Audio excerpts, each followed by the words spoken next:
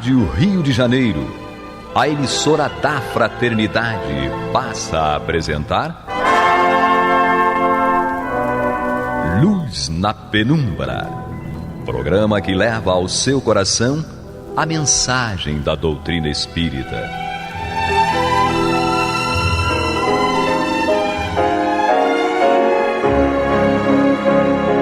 E com vocês, João Batista, para o estudo de O Livro dos Espíritos, da obra codificada por Allan Kardec.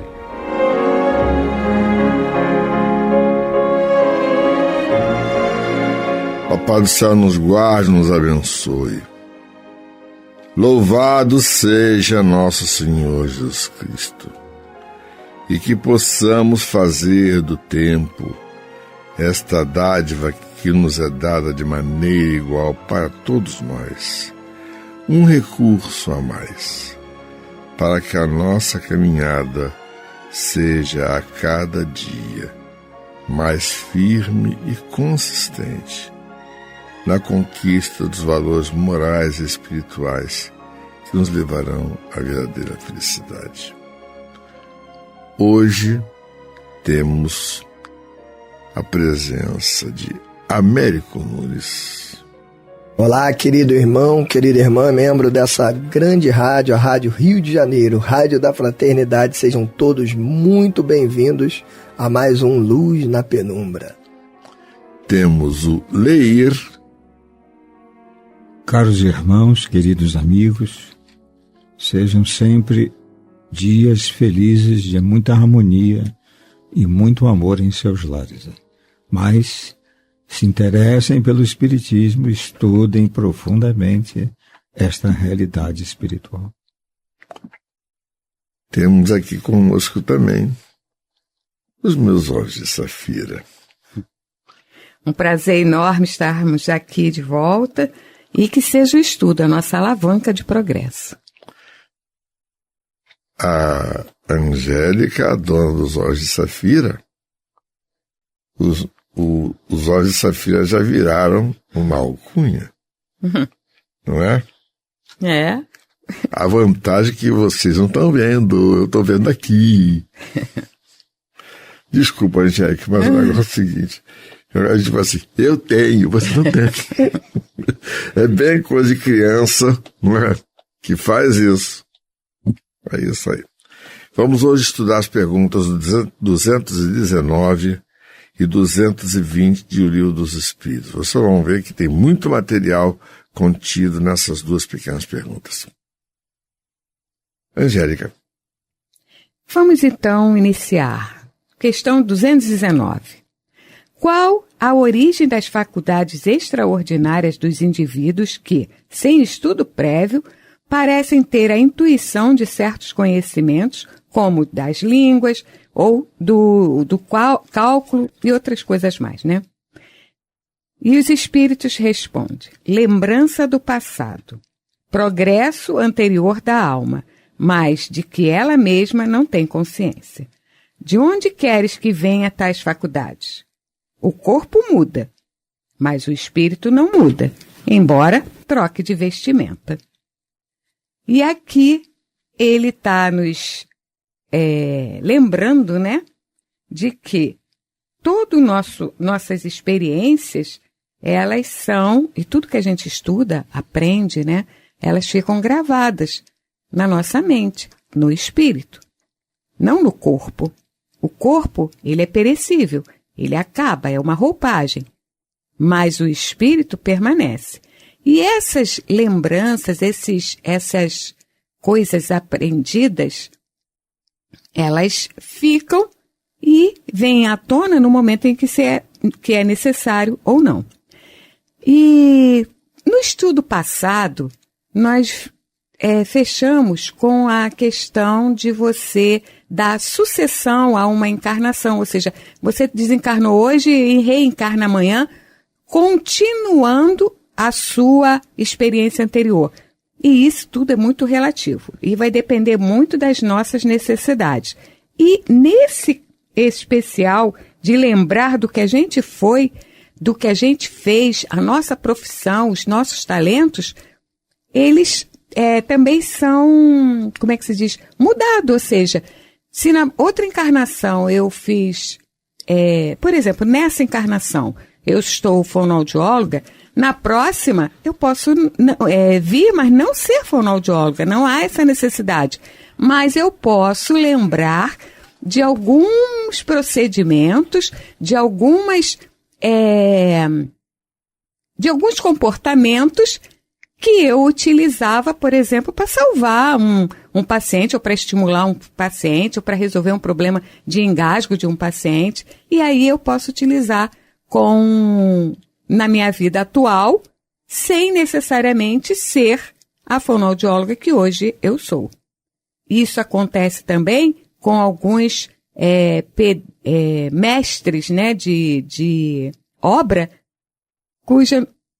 o ensino é basal, muitas das vezes não conseguem chegar à conclusão do ensino fundamental, mas tem uma noção de matemática, de engenharia, e constrói, leva coisas que às vezes é questionado pela própria engenharia. Mas o conhecimento dele é inato, está lá registrado no seu inconsciente, e ele traz a lembrança no momento que há necessidade. Então, isso eu acho muito interessante e é uma coisa que a gente tem que ver e valorizar. O quê? Tudo que a gente estuda não se perde com a morte. A gente segue e ele é um acervo para a nossa utilidade ao longo da nossa existência e ao longo do nosso progresso, né? Aliás, Angélica, a gente tem que recordar sempre, né, que muitas das vezes nós valorizamos questões que não deveriam ser valorizadas, né? Porque quando nós desencarnamos, isso nós estudamos inclusive no programa anterior, quando nós desencarnamos, o que nós levamos é o nosso conhecimento e a nossa moralidade, né?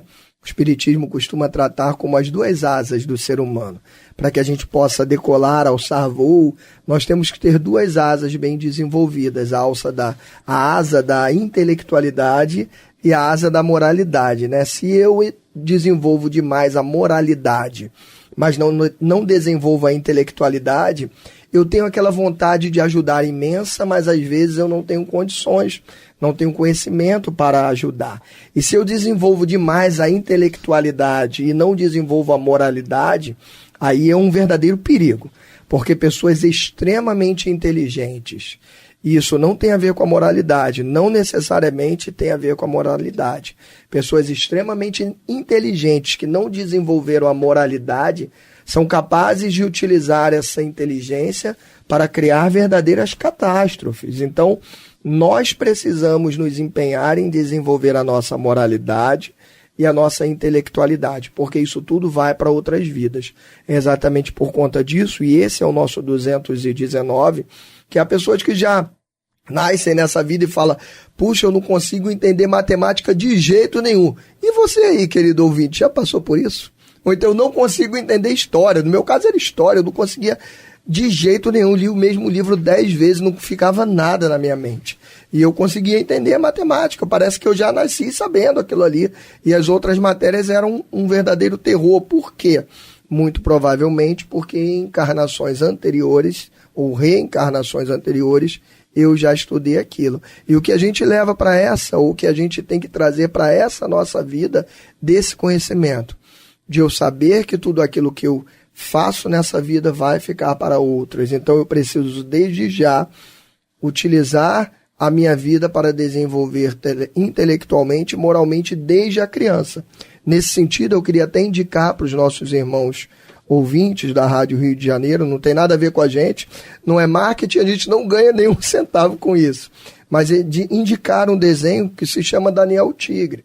Ele é um desenho infantil em que ele trata sobre a evolução moral, fala desde a criancinha lá de 3 aninhos, como ela aprende a desenvolver a sua moralidade, como ela lida com seus sentimentos ruins e consegue não ser vítima daqueles sentimentos ruins. Hoje nós, graças a Deus, estamos caminhando para isso, né? Esses dias eu fui assistir no cinema aquele filme Divertidamente, que também mostra isso, as emoções ali brigando entre si para poder ver qual é que vai predominar. Procurem levar os seus filhos para ver isso, procurem assistir coisas, né, que são instrutivas realmente, estudar a doutrina espírita, porque isso, sem dúvida nenhuma, vai fazer com que essa encarnação nossa e as encarnações futuras sejam melhor. O espiritismo é um pouco antipático, ele diz pra gente que se nós estamos sofrendo agora, é porque nós não estamos nos dedicando de verdade ao cristianismo, a Jesus, ao evangelho, ao estudo e à prática do evangelho. Isso a gente precisa compreender, não é um puxão de orelha, não do Américo, mas é um puxão de orelha da doutrina espírita, que diz pra gente isso. Então, nunca é tarde, é hoje, não é amanhã. Hoje é o dia da gente começar a ver o que a gente assiste na TV, ver o que a gente assiste no cinema e ver o que a gente lê, o que a gente frequenta, onde a gente frequenta. Se a gente escolher bem tudo isso, a gente, sem dúvida nenhuma, começa a nossa felicidade nessa vida. É possível. A felicidade não é desse mundo. Tem um capítulo que diz lá no Evangelho segundo o Espiritismo. Mas ela pode ser vivida já nesse mundo, desde que eu comece a buscar os valores espirituais. Leia. Queridos amigos, na continuação dessas questões, lembramos na anterior sobre o cuidado com as crianças e os jovens, para não despertar as tendências das experiências do passado. E nessa 219, aqui explica com mais facilidade o que seja a expressão ideias inatas, ou seja, todas as experiências das nossas existências milenares. A nossa idade se perde na conta dos milênios infindáveis. Então, tudo está gravado na memória espiritual de cada um de nós. Então, trazendo aqui do lado positivo, desperta em cada um, por mais simples que seja, ideias do passado, levadas para níveis mais elevados, conhecimento. Ele citou cálculos, imagine a arte ou outras coisas mais. Mas, na preocupação quanto à evolução, vamos considerar a preocupação com esse despertar para aquilo que vai atrasar a nossa evolução. Então, vamos lembrar que tudo isso é parte integrante do planejamento normal que nosso Pai idealizou. Na questão 119, o professor perguntou por que Deus não criou o seu filho e já deu a ele a condição de perfeito. Então, o instrutor respondeu que é necessário a vivência dessas experiências de tantos renascimentos para que adquira em si o valor moral, que possa valorar os seus esforços para ter mérito em merecer a sua própria evolução. Então, vamos analisar cada um de si, como está vivendo nesse momento. Olhe o seu lar, olhe os seus filhos. Aconselho outro, você que é cristão consciente, que é espírita consciente, estudioso de tudo isso. Olhe para dentro de si. Em que condições, nesse momento, você está fazendo uso dos conhecimentos e da sua experiência das vidas anteriores.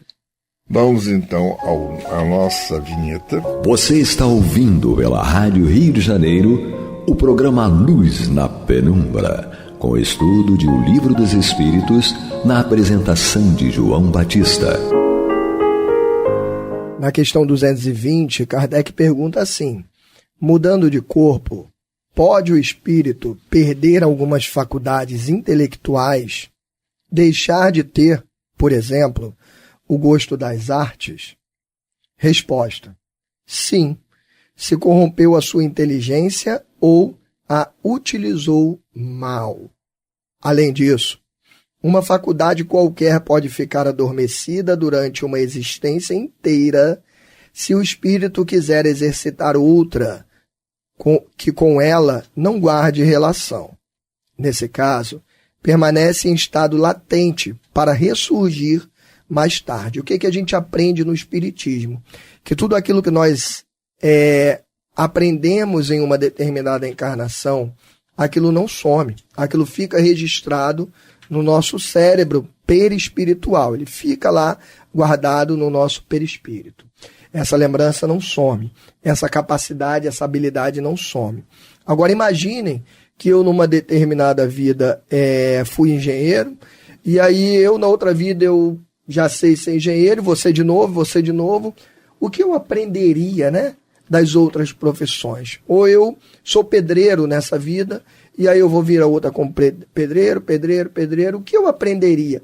Então é necessário que eu, para aprender as diversas ocupações, por exemplo, é necessário que eu vivencie a experiência do que eu fui em outra vida, mas que eu também aprenda coisas novas. Então, por conta disso, numa determinada existência, numa determinada reencarnação, o espírito ele pode escolher deixar aquela capacidade dele ali adormecida, guardada no seu cérebro perispiritual, para poder aprender as outras questões. Isso é uma questão boa da nossa vida, mas, Américo, não tem contraindicação, não tem efeito colateral. E aí você, querido irmão, querida irmã, essa nossa lembrança de outras vidas, ela tem efeito colateral? O Espiritismo explica para nós um fenômeno chamado autoobsessão. O que é a autoobsessão? Normalmente nós estudamos, e quem não estudou ainda obsessão, não se preocupe, que nós vamos estudar aqui no Luz na Penumbra. E quem quer já aprender agora, não se preocupe também. Pega o Livro dos Espíritos, é gratuito aí na internet, está no site da FEB, não é pirataria. Pega o PDF e vai estudar. Para quem quer agora, é bom que fica até um gostinho para a pessoa buscar. Mas o espírita normalmente estuda só a obsessão do espírito desencarnado, quem está morto, vamos dizer assim, para o encarnado. Como se o espírito desencarnado ficasse perturbando a gente. Mas existe obsessão também do espírito encarnado para o desencarnado, existe entre espíritos encarnados, e existe entre desencarnados, e por fim existe uma coisa chamada autoobsessão, que é o quê? Em outras vidas, em outras reencarnações, eu cometi determinados equívocos, e eu não cuidei muito da minha moralidade, criei vícios. Isso tudo fica registrado no meu perispírito. E numa próxima encarnação eu tenho que tomar muito cuidado com isso. Isso já nos alertou o nosso querido Leir no primeiro bloco. Porque muitas das vezes essas minhas lembranças acabam despertando nessa vida questões extremamente difíceis. Há um caso que o Divaldo Franco, por exemplo, conta, de um menininho que foi recebido lá na Mansão do Caminho, que ele desde muito pequenininho, poucos anos de vida, 3 ou 4 anos, se eu não me engano agora, ele já pegava os galões de ferro e ele puxava lascas, enrolava com borracha para poder fazer facas para poder tentar matar as pessoas. E aí ele conversava com esse menino, falava que aquilo ali não podia, e ele falava, mas por que você faz isso? E resposta do menino para o Divaldo Franco, é que eu adoro sentir o sangue quente escorrendo nas minhas mãos. E aí o Divaldo falou, mas isso nunca aconteceu nessa vida, né? Ele, não, nunca aconteceu, mas eu não sei porque eu gosto, eu sinto isso em mim e eu gosto. Então o menino com pouca idade já sabia exatamente a sensação daquilo. Por quê? Muito provavelmente porque fez isso em outras vidas. Então, eu preciso me observar e ver assim, o que eu tenho de tendência de ruim? Para quê? Para poder enfrentar aquela tendência e falar, isso aqui é algo que eu preciso tratar na minha vida. Eu não posso me entregar a isso se eu quero me moralizar, porque se eu me entregar, as consequências vão ser terríveis. Vai vir a infelicidade, vão vir os desgostos, as doenças, tudo aquilo de ruim que vem quando eu me entrego aos meus vícios, quando eu me entrego às tentações. Então, cuidado com esse fenômeno da autoobsessão. Ter essas lembranças guardadas no meu perispírito tem a parte boa, que é lembrar das minhas capacidades, esses prodígios, né, que a gente chama pessoas que às vezes já nascem sabendo determinadas coisas que nem adultos sabem, mas infelizmente também traz as lembranças ruins que eu preciso combater. Então, cuidado, querido irmão. Normalmente isso é tão forte que por mais que eu estude, às vezes eu não consigo me livrar disso. E apesar de eu estar querendo fazer o bem, a primeira coisa que vem na minha mente de fazer é o mal. Então, cuidado com isso, querido irmão, querida irmã. Gélicas? Nossa Senhora, quanta responsabilidade, né? E o que eu acho que a gente tem que levar em consideração, tudo isso que a Américo acabou de falar, raciocinar, e o Espiritismo ele nos induz justamente a isso, a reflexão, você observar acontecimentos, observar comportamentos e tentar compreender na luz da eternidade, entende? Juntando a sua experiência passada com o que você quer plantar para o futuro. Bom, e outra coisa que eu acho interessante trazer é o seguinte, o fato de cada experiência, cada existência, né, a gente experimentar coisas diferentes, está dentro do nosso objetivo de aprendizado. E até mesmo nas situações, de moléstia mesmo, de doenças, às vezes a gente passa por determinadas patologias até a título de aprendizado. Entende? Então, toda a experiência, ela tem um cunho de aprendizado. E isso é importante a gente observar. Não maldizer, não ficar com raiva, simplesmente aprender, fazendo as seguintes perguntas. Por quê e para que eu estou passando por isso?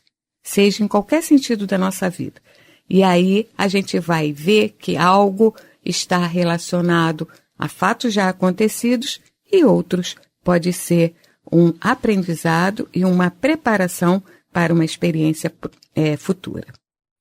Gente, vejam bem como tem material nessas duas pequeninas perguntas. E o quanto tem de material em cada palavra emitida pelos Espíritos. Divaldo Pereira Franco relata que, num determinado dia, ele conversando com Joana de Ângeles, ele disse: tia Joana, já terminei de fazer o estudo do Livro dos Espíritos. Não, você não acabou o estudo.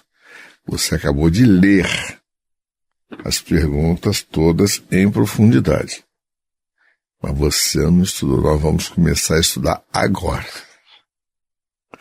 E desde então, segundo consta, isso daí há mais de 50 anos atrás, ela disse isso para ele. Desde então, o Divaldo veio estudando o Livro dos Espíritos. E eu me lembro quando João Nunes Maia lançou um estudo em profundidade do Livro dos Espíritos, chegou na livraria do centro que eu frequento um exemplar somente com o número 1 em Romanos. Nós fomos consultar, fomos ver que o material é enorme. E é só o comecinho do Livro dos Espíritos. Gente, é para a gente refletir. Tá? Esta obra é um resumo de um conhecimento extensíssimo. E nós temos que entender que é material para nós refletirmos mental e emocionalmente, para nos tornarmos melhores. Que o Pai do Céu nos guarde, nos abençoe, hoje, agora e para todo sempre. Que louvado seja nosso Senhor Jesus Cristo, e que possamos fazer do tempo esta dádiva que a todos nós é dada de maneira igual, um recurso a mais para que possamos capitalizar, crescer emocionalmente, crescer espiritualmente e adquirir os valores morais e espirituais que nos levarão à verdadeira felicidade. Graças a Deus. Você está ouvindo o programa Luz na Penumbra.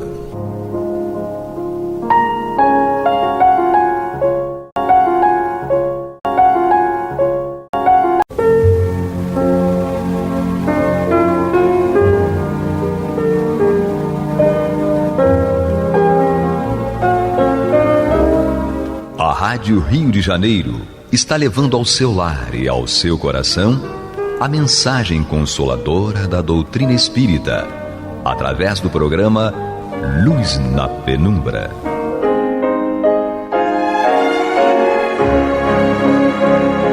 E com vocês, Antônio de Pádua Barbosa, para comentar o Evangelho segundo o Espiritismo, da obra codificada por Allan Kardec.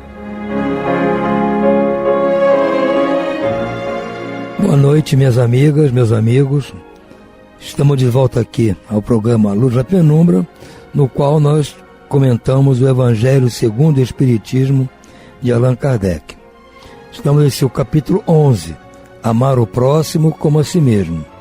E estamos o encerrando através do seu item 15, que é uma pergunta feita por todos nós.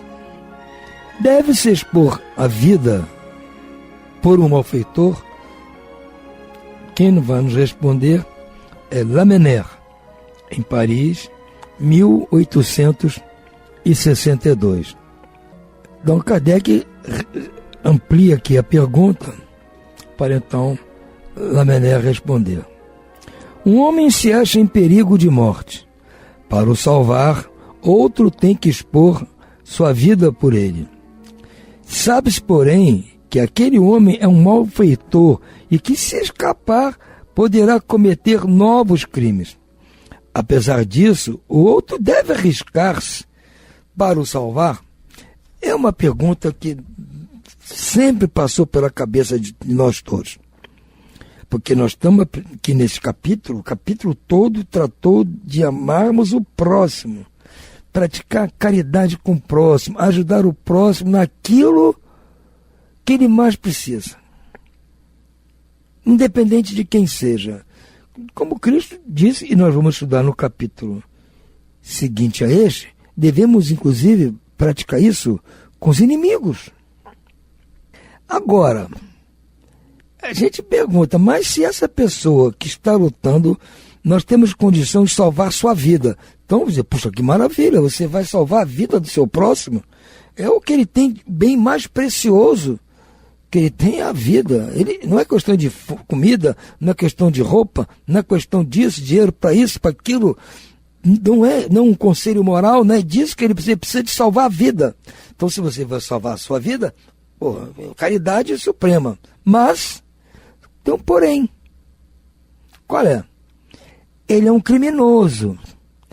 Se você, praticando a caridade, salvar sua vida, ele vai, depois que estiver livre do problema, praticar crimes novamente, inclusive tirar a vida de outros. E aí, como é que eu faço? O que eu vou fazer?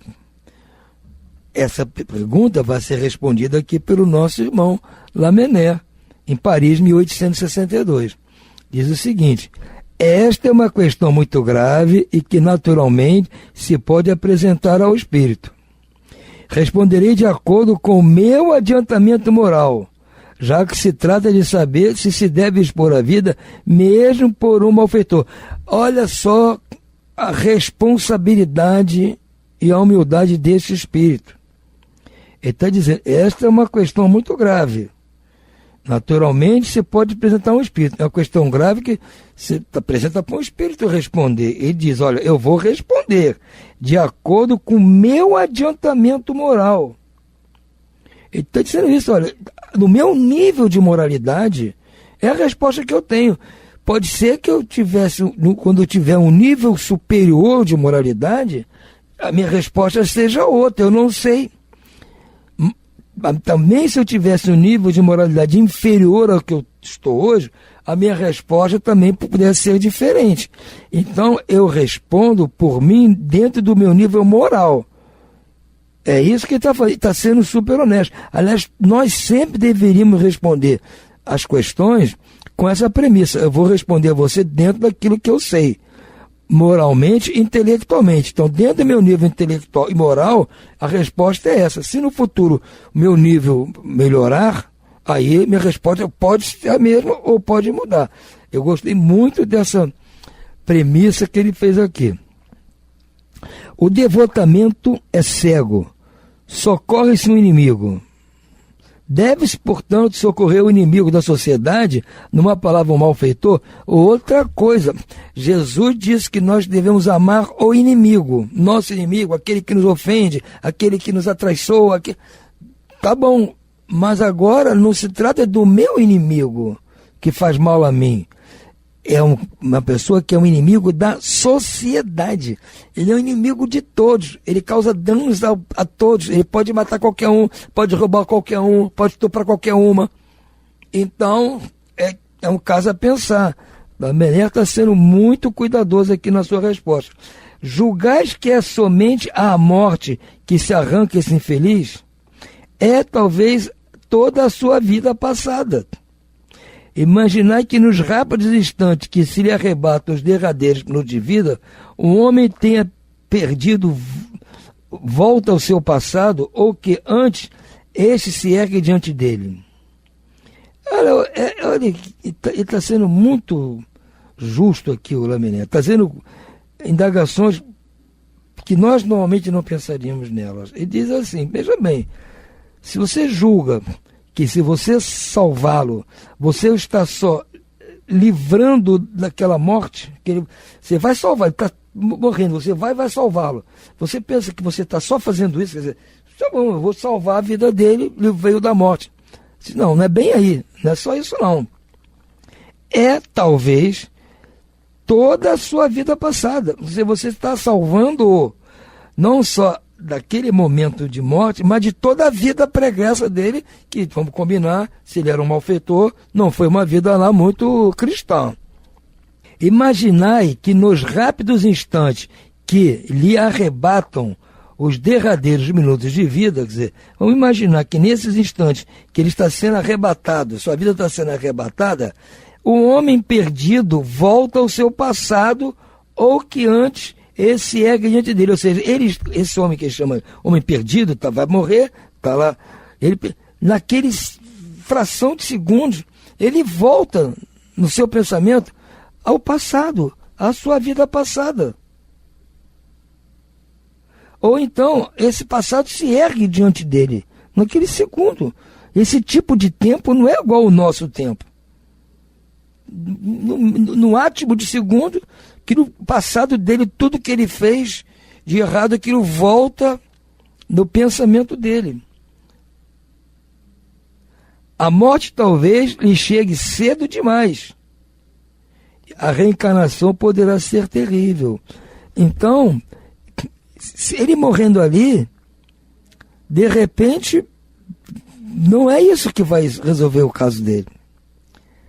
A reencarnação pode ser terrível. Se ele morrer ali, depois ele vai reencarnar com todo aquele passado dele que ele fez de coisas erradas. É aquilo que vai justificar o que ele vai passar na vida futura. Esse é o momento dele. Lançai-vos então, ó homens, vós a quem a ciência e o Espírito esclareceu.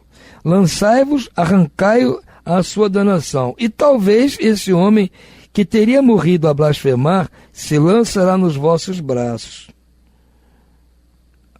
Aí. Se ele está morrendo, ele vai morrer maldizendo, xingando, reclamando, porque ele não tem salvação. Mas no momento que ele vê uma mão para ajudá-lo, quem sabe, talvez, esse homem que teria morrido a blasfemar, a maldizer, se lançará nos vossos braços, agradecendo por ter sido salvo. Não sei. Pode ser que ele me leve até junto. Se ele estiver caindo no despenhadeiro, pode ser que ele me puxe e eu vá junto. Mas pode ser que ele se agarre em mim e por ter salvo me abrace. E aí segue ele aqui e diga: todavia, não deveis indagar se o fará ou não. Agora eu não posso pensar, mas será que ele vai, se eu der a mão para ele sair, ele vai me arrastar? Ou quem sabe ele vai se arrepender, vai me abraçar, vai passar o passado na cabeça dele, ele vai se arrepender de tudo, vai se transformar num cristão? Eu não posso pensar nisso, diz assim, todavia não deveis indagar se ele o fará ou não. socorrei-o porque salvando-o. Então ele diz, não, você não tem que pensar nisso na hora, tem mais é que socorrer, porque salvando obedeceis a essa voz do seu coração que diz, pode salvá-lo? Salva-o. Então, eu achei perfeito esse raciocínio dele. Por quê? Eu não posso ficar, não, peraí, eu vou salvar, ele pode me abraçar, virar um cristão, ir para a igreja comigo, quem sabe? Ou então, ele, de repente, ele pode me arrastar, ou ele pode sair daqui, me agradecer, porque eu só vim mais daqui cometer mais crimes. Eu não posso ficar naquela situação fazendo essas elucubrações, pensando nisso, não dá. Eu tenho que seguir o meu instinto. E o que o meu instinto diz? Ele diz aqui, todavia não deveis indagar se ele fará ou não. Socorrei-o, salvando, obedeceis a essa voz do coração. Eu tenho que obedecer à voz do meu coração, do meu sentimento de cristão, de praticar o amor, a caridade. Eu tenho que obedecer isso. E essa voz diz para mim, se tu pode salvá-lo, salva-o. Se eu tenho meio de salvar, eu não posso deixar ele morrer e eu ficar com pepino, desculpa a expressão, ficar com pepino eu. Porque eu vou ficar o resto da vida pensando, mas meu Deus do céu, aí eu vou ter tempo a pensar. Será que se eu tivesse salvo, ele mudaria? Ou ele continuaria na vida de crime? Eu vou ficar atormentado pensando nisso. Não, eu comprei o problema para mim? Não, eu vou salvar. Agora, mas também você pode ficar pensando depois, eu salvei, em vez dele virar cristão, me agradecendo, ele foi cometer crime de novo. Mas eu falo, não, meu amigo, eu fiz o que tinha que fazer, que a minha consciência mandou fazer, que meu coração mandou fazer e que Jesus mandou fazer. Agora, se ele resolveu não mudar, continuar com os crimes, aí é o pacote dele, não é meu mais. Agora, se eu deixo ele morrer, o pacote é meu. Foi uma atitude minha. É uma situação muito delicada. É uma pergunta difícil. Como ele diz aqui, eu vou responder no nível do meu adiantamento moral. Então, até onde a minha moral me ensina, me dá base, eu vou responder assim. Pode ser que no futuro eu responderei diferente. Não sei, não tenho a menor ideia. Se eu fosse o Cristo, o que eu responderia? Eu não sei, eu não sou o Cristo ainda. Então, hoje, eu tenho que ouvir a voz do meu coração. Essa é a resposta do nosso irmão, gente. Muitas vezes nós estamos nessa situação, não com essa dramaticidade, com a pessoa que está à beira da morte, caindo num precipício, e você vai salvar, e a pessoa não presta, é safada, é sem vergonha, não sei o quê. Tá, isso acontece.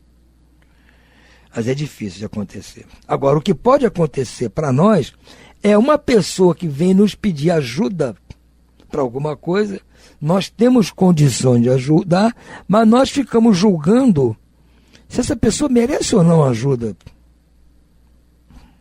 Será que ela merece ajuda? Porque ela faz muita besteira, ela não presta, ela faz isso, faz aquilo. Ainda mais se for uma ajuda financeira, econômica, você está precisando de um dinheiro. Mas eu não vou. Não. Ele vai pegar esse dinheiro, vai fazer besteira. Vai comprar droga. Vai comprar cachaça. Mas será que isso é da minha conta? Será que naquela vez, será que a primeira vez ele vai usar o dinheiro para o que deve ser usado? Ele está dizendo que precisa do dinheiro para levar leite para a casa dele, para a mulher e para os filhos. Não, ele pega isso aqui, vai no botequim comprar de cachaça, cerveja. Mas será que dessa vez, será a primeira vez que ele vai ser tocado e dizer assim, não, acho que eu vou levar para casa, vou passar na padaria, vou comprar pão e leite e levar para casa. Não sei. Então é uma situação parecida, não dramática, que não está envolvendo a vida de ninguém, mas é uma situação dramática. Cabe a nós examinarmos o passado da pessoa que está pedindo ajuda para decidir se ajuda ou não ajuda. É uma situação difícil, e não é o Antônio aqui que vai ter resposta. O Lamennais tem resposta.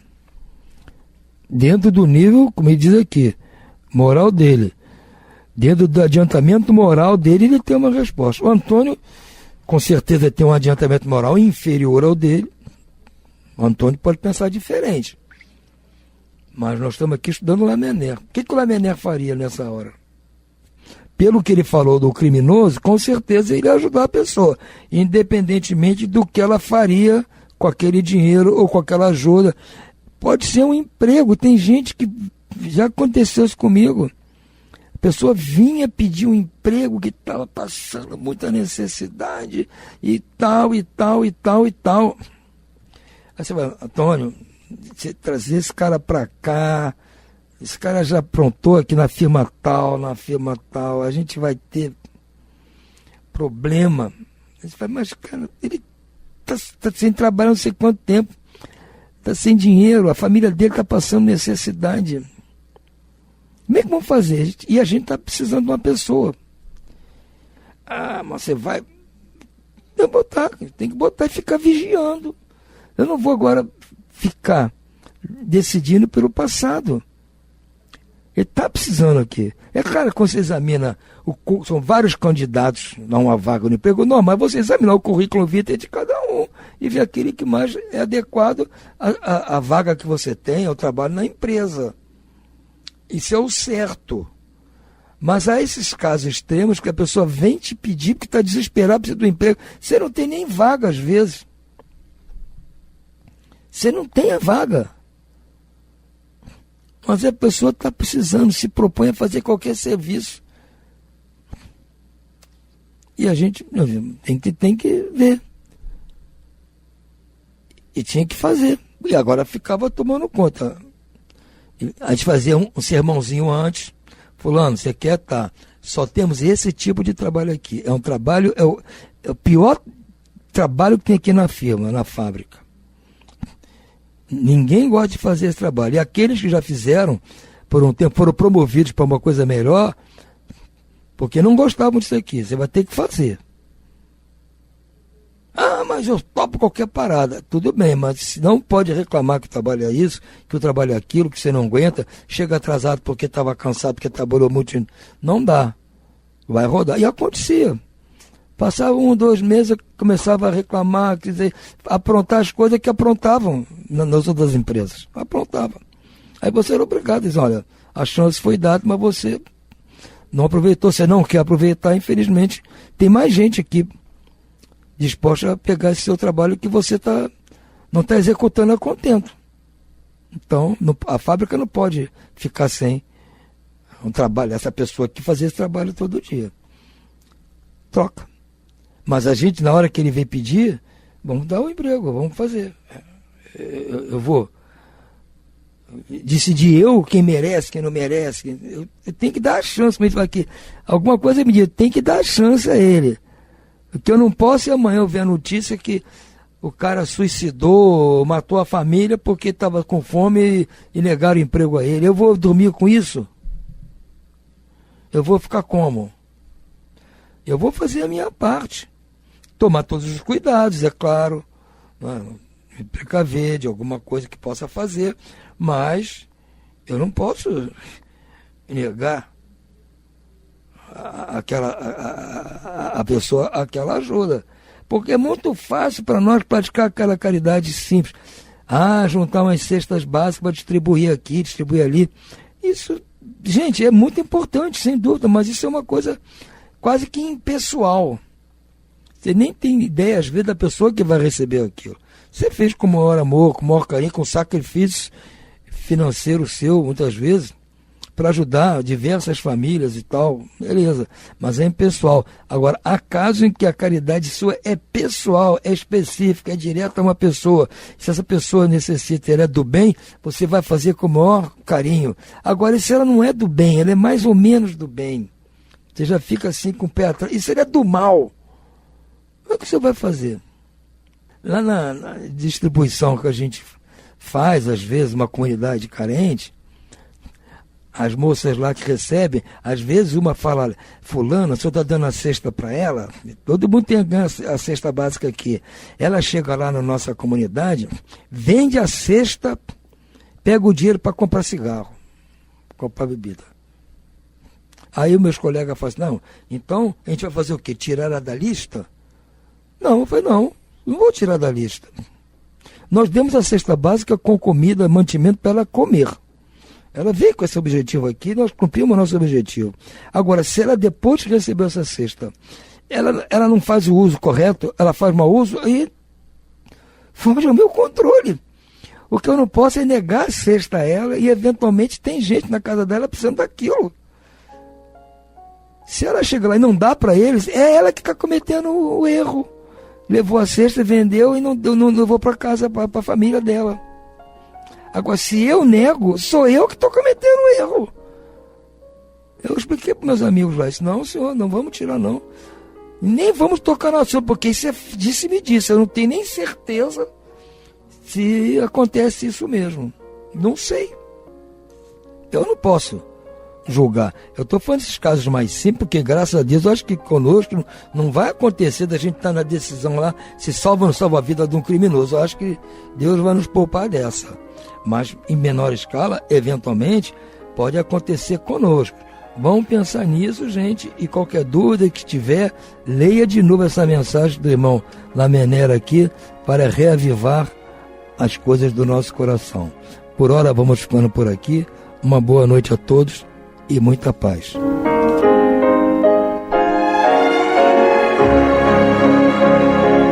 E vamos ouvir agora a prece de encerramento de nosso programa, na voz de Geraldo de Aquino. Jesus, dá-nos coragem para a luta, piedade para os insultos e misericórdia para as injustiças e ingratidões.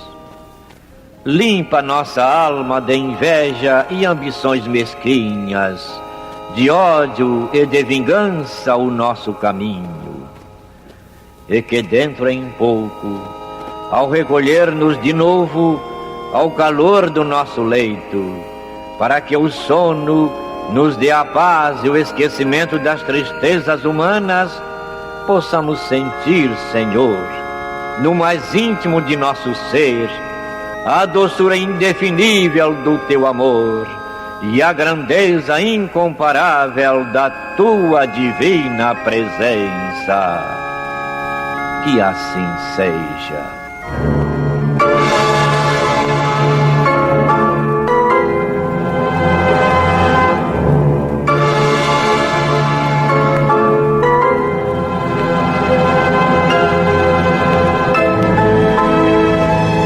Acabamos de apresentar o programa Luz na Penumbra, que voltará a ser apresentado amanhã às 21 horas nesta emissora.